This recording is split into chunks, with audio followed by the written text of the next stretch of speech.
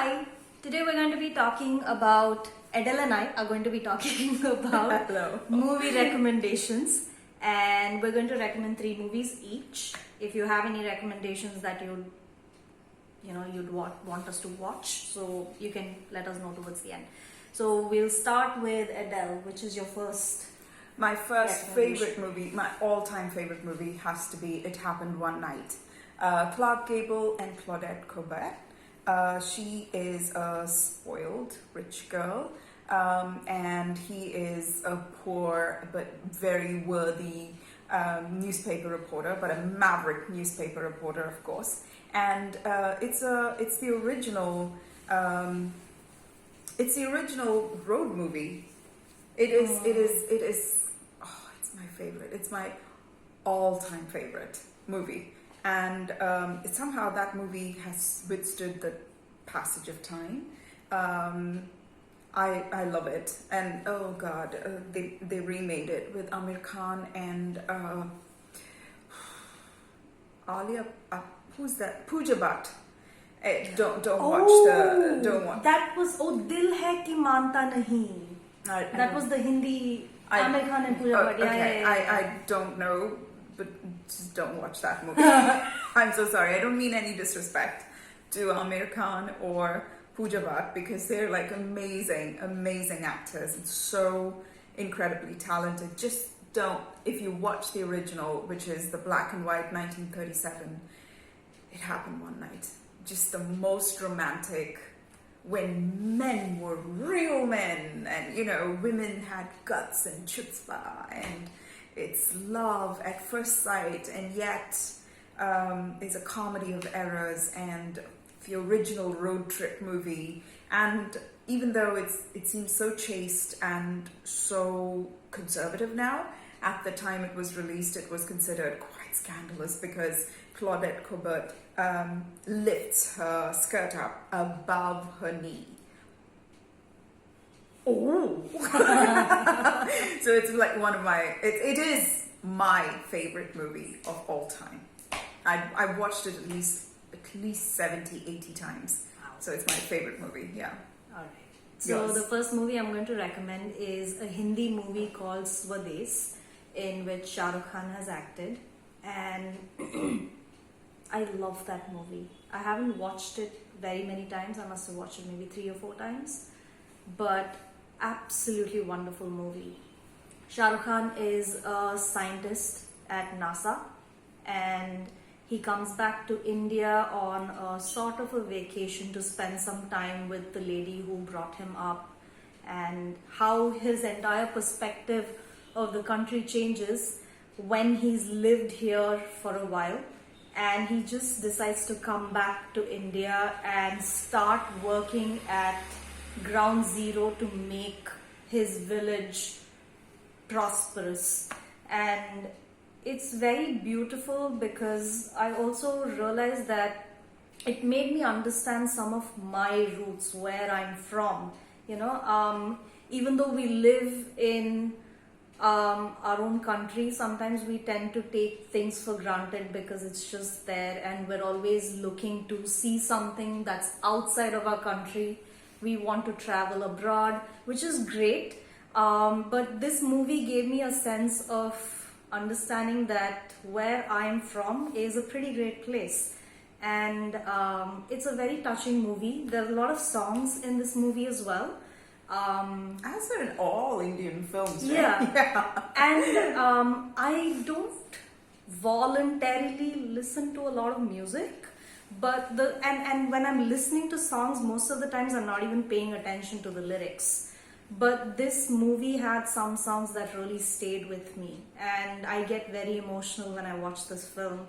It talks about poverty, it talks about child labor, it talks about farmers, and there are so many things that are shown in the movie that even the protagonist of the movie is seeing for the first time, and how he decides that he wants to come back here and work with the people that he is surrounded by.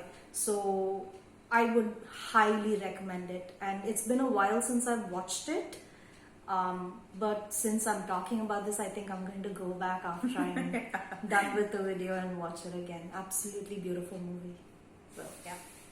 My second recommendation is Nagin, Kamal Hassan's and Mani Ratnam's magnum opus. Again, I think I must have watched this film close to 50, 60 times. It is, wow. It's genius. It stands the test of time. You can watch it 50 years from now and it'll still make sense. This is a story of displacement. This is a story of misfits. It's a story of how I think this is a fantastic movie to watch given the current situation in America. You know, like all the race riots, seeing differences where there are none. We're all people. Yeah. You know, and how. And I was thinking about Nagin a lot because this was such a how Tamilians are racially profiled in the slums of Mumbai and are denied basic rights, basic amenities. So they have to take, you know, sure, it's called looting now, right? And that's exactly what the police do. They loot and they got shoot. So it's but here is the glaring difference, right? We all, if we all kept our mouths shut, we all look like Indians. We all look Indian, and yet we manage to find something that's different, something that is worthy of hate enough to denigrate and crush this human spirit systematically, right? Racism isn't just, oh, I don't like this particular feature in this particular type of people. No, that's prejudice. Racism is putting a system in place, a law and order in place, a socio-economic structure in place where a particular type of people, from wherever they come, they'll have to overcome the hurdles of all of that in order to achieve something that another group of people take that for granted or as a starting point. And Nagin is Kamal Hassan's, the place where his son gets shot and he cries. It will forever be. And I was so shocked because I was very, very young when I was watching it, and he marries a prostitute, right? Till so far, the movies that I'd watched, prostitutes are evil seductresses and sex is evil, therefore, by association. And Nagin was the first movie where the hero of the movie marries a frank prostitute. Like, she is nothing else. She's not this good-hearted prostitute who is prostituting herself to save the animals in the street or some orphanage. No, she is a prostitute. And that was extremely jarring for me, having brought up on a steady diet of unidimensional storytelling. But and also, what would Jesus think? Oh, what would Jesus think? Actually, Jesus would be like, "He that is without sin may cast the first stone."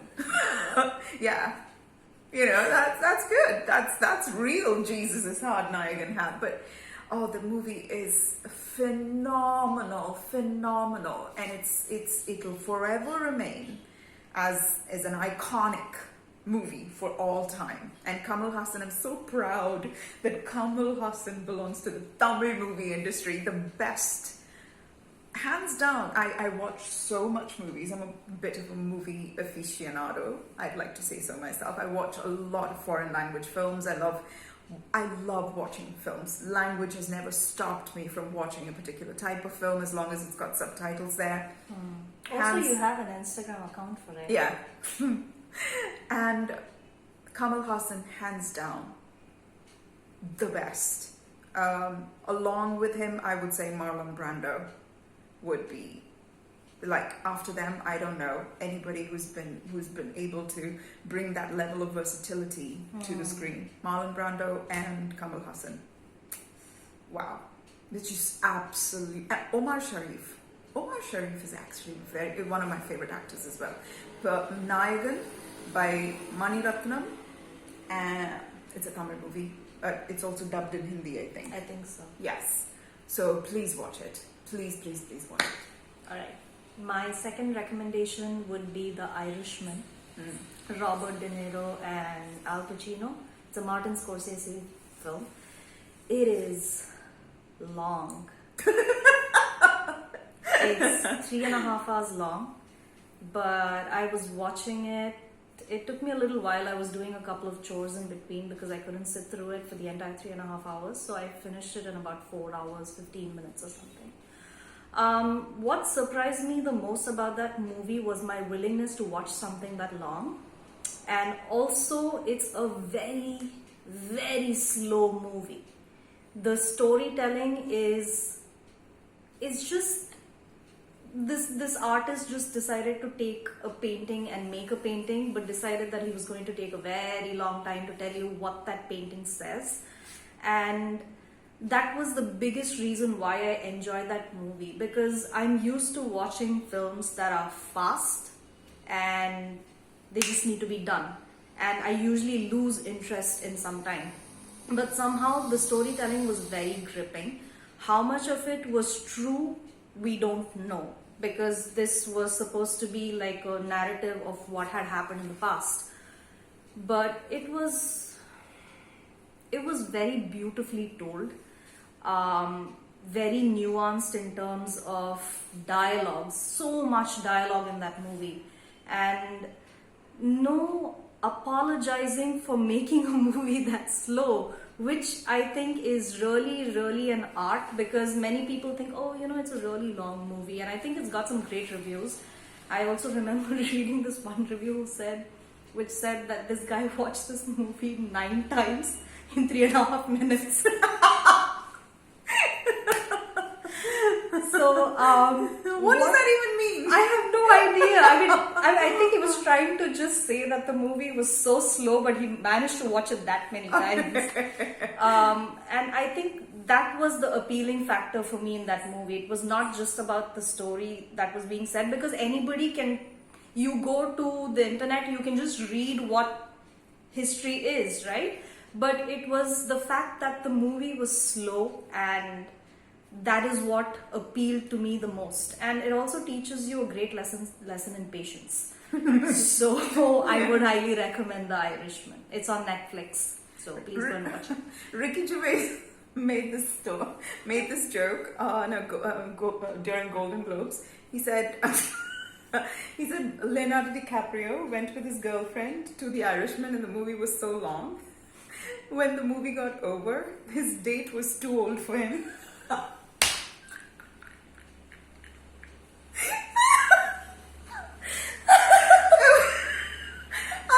Oh my god, I haven't watched it, but after this recommendation, I think I'm going to. It's very nice. You just need to make sure you have one weekend to watch it, or at least like one day of the weekend to watch it, because your life on that day will revolve around the movie. Yeah.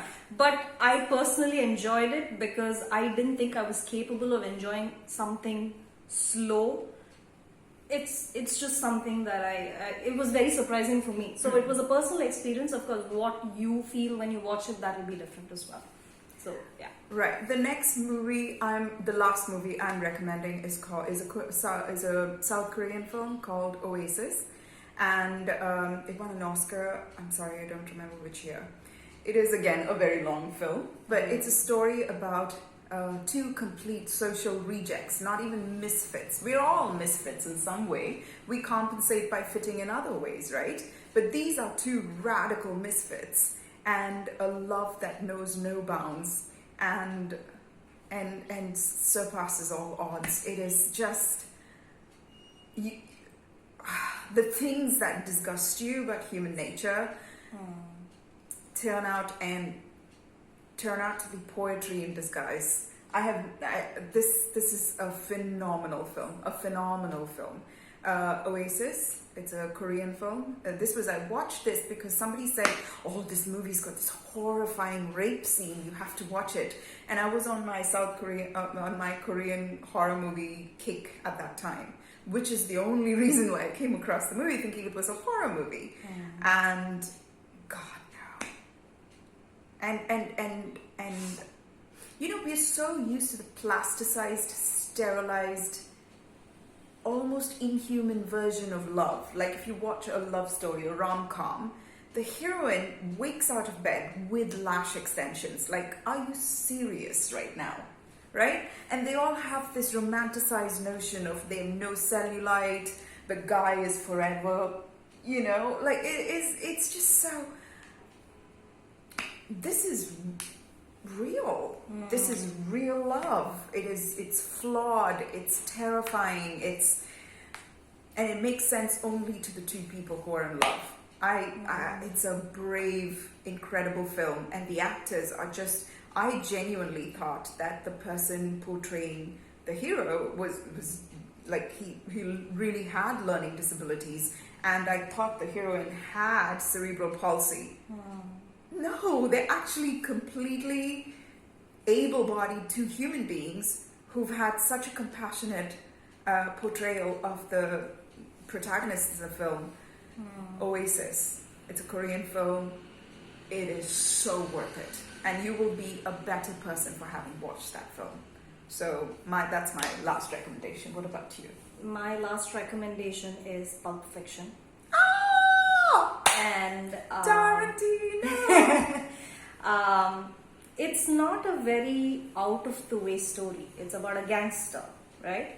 What I enjoyed about the movie was how every story was tied together, and nothing felt like it was out of place. That was the first time there were so many parallels, and then you realize it's all one story in the end, right? Yeah, that was the first one that did that. Also the screenplay, it's not just about putting different stories together. What order are you putting that story in? And it was only towards the end that I realized that that's what was happening. Because during the movie, I kept thinking, what is going on? I mean, what is going on? And I kept thinking, okay, now something is going to happen. Now something else is going to happen. And then it was only towards the end that I realized that everything was woven together seamlessly, and it completely blew my mind. And this was a recommendation someone had made to me just a couple of years ago. And I always wondered why Pulp Fiction had such high reviews, because you know, you don't think about it like that. You just think, okay, what's the big deal? It's just another story about a gangster, but it is so amazingly put together that I would definitely recommend it. Of course, there's a lot of blood spatter, which is, you know, that's just what Tarantino does. Yes. And usually that sort of thing puts me off when it comes to movies, because I remember, which was that other movie that he had made, Jamie Foxx? Django Unchained. And that was You've seen Reservoir Dogs as well? No, I haven't Oh watched dear that. God, now that's a gore fest, yes. So, but yes, that's when I realized that's his trademark style. But it wasn't off-putting because the movie was so good, and I think I would definitely watch it again. I would definitely recommend this movie as well. It's very chilled out, you know, everybody's just doing the thing, and I loved yes, and I love the ketchup joke that Uma Thurman says in that. What? I think it's something about two tomatoes walking, the mother and the baby tomato, they're walking, and the mother says, "Can you catch up?" Like catch up, because he's somewhere at the back. It is such a lame joke, but I thought it was really cute. So yeah, that would be my last recommendation. I'm actually very surprised you didn't make a mention of The Matrix. That's because everybody's watched The Matrix. But yes, on a side note, I would definitely mention The Matrix because it's a movie you should watch once a month. It's a spiritual movie for you, right? Yeah, it's like a pilgrimage, an emotional There's so pilgrimage. many movies, but the reason I didn't mention Matrix is because I think almost everybody's watched it.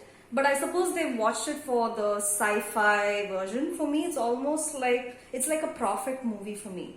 That and Frozen 2 as well. Okay. So I had to mention that.